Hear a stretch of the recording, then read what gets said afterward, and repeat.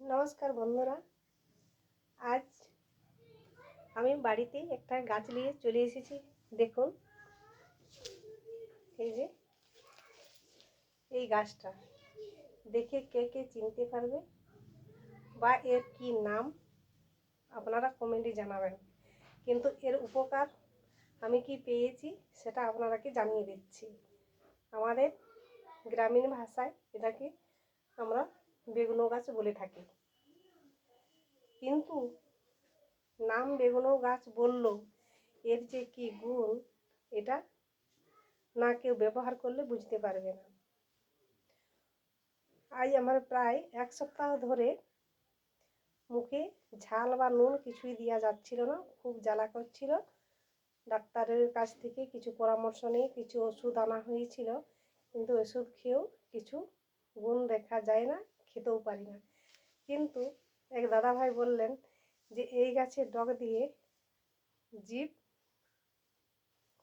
কুড়কুচা করতে, তাই কুড়কুচা করে চিবিয়ে চিবিয়ে হাত দিয়ে মাড়িতে ঘষে ঘষে জিভের সঙ্গে একটু বেশ মিশিয়ে ঘষাঘষি করে দিলাম। তা খুব জিভ থেকে লালা জল বেরিয়ে গেল। লালা জল বেরিয়ে আসার পর খুব জ্বালা করে, কিন্তু আজ 3 দিনের মধ্যে বুঝতে পারছি অনেকটা আমার কমে গেছে। এখন একটু একটু ঝালও খাওয়া যাচ্ছে। বা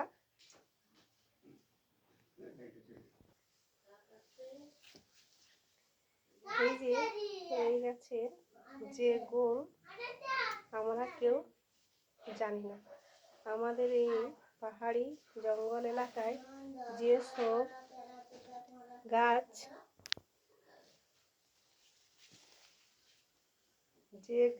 জন্মায়, কিন্তু সেই গাছ থেকে বিভিন্ন রকমের ঔষধ হয়, কিন্তু আমরা চিনতে পারি না। তার জন্য আমরাকে ডাক্তারের পরামর্শ নিতে হয় বা অনেক দিন ভুগতে হয়। যখন এটা জানতে পারলাম যে এই গাছ থেকে উপকার হয়, তাহলে আপনাদেরকে না জানিয়ে আমি থাকতে পারলাম না। তাই আমি আপনাদেরকে জানাচ্ছি, যদি কারো ওই রকম কারণবশত জিভে অ্যালার্জি হয়ে থাকে, তাহলে এই গাছের ডগা বা পাতা চিবিয়ে চিবিয়ে হাত দিয়ে ব্রাশের মতন এই গালের মধ্যে বা জিভে বা দাঁতের গোড়াতে পুরোপুরি ঘষে ঘষে মিশিয়ে নিলে খুব তাড়াতাড়ি ভালো হয়ে যাবে। ডাক্তারের চেয়েও প্রসেসটা অনেক ভালো, কিন্তু একটু জ্বালা করবে, কিন্তু 3-4 দিনের মধ্যেই ঠিক হয়ে যাবে। আমাদের যেসব এলাকায় গাছগুলো দেখা যাচ্ছে, আমরা হয়তো বুঝতে পারছি না কোন ওষুধ কোন কাজে লাগবে, কিন্তু আমাদের এগুলা মানে একটা ব্যাপার হচ্ছে কীরকম, যে ডাইরেক্ট ওষুধটা কোনো কেমিক্যাল ছাড়াই আমরা ব্যবহার করতে পারছি, কিন্তু ব্যবহার করে খুব তাড়াতাড়ি ভালো হয়ে যাচ্ছে।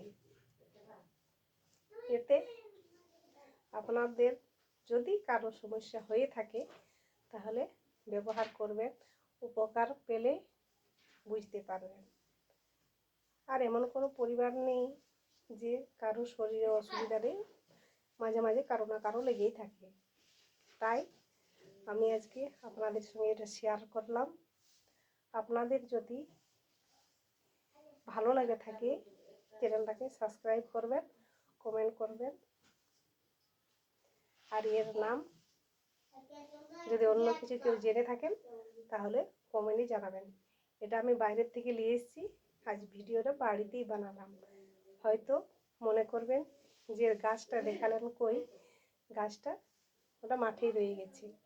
আমি এটা বাড়িতে নিয়ে এলাম, আর ওখানে তখন সন্ধ্যা হয়ে আসছে, তার জন্য বাড়িতেই বানিয়ে নিলাম। সন্ধ্যার সময় তার একা সম্ভব নয়, তার জন্য। নমস্কার, আমি গায়ত্রী, এইখানেই রাখছি। ভালো লাগলে এর কি নাম কমেন্টে জানাবেন। নমস্কার।